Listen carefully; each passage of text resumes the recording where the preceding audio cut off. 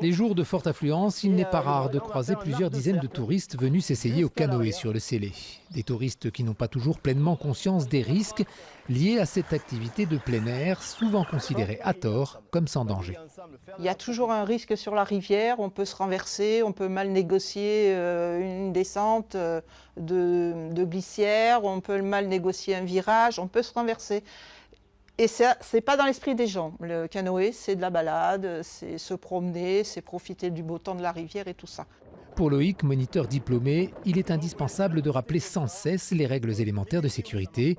Le briefing d'avant-embarquement est également l'occasion d'attirer l'attention des touristes sur les risques induits par les conditions climatiques, notamment en période de très forte chaleur. Maintenant, on va parler de sécurité parce qu'il en faut en fait. Vous avez un gilet de sauvetage. Ce gilet, il faut le garder, il est obligatoire. Il fait très chaud en fait aujourd'hui.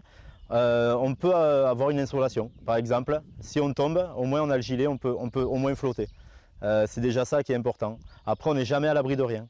C'est vrai que c'est une rivière calme, mais on peut quand même se retourner, on peut se faire peur. Un message visiblement reçu 5 sur 5. Quand je fais du ski, je mets le casque, pour moi c'est une habitude.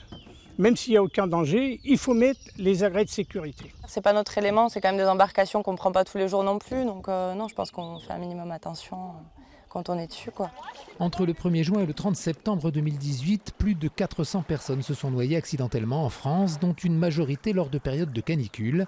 Les autorités appellent donc à la plus grande vigilance dans les prochains jours.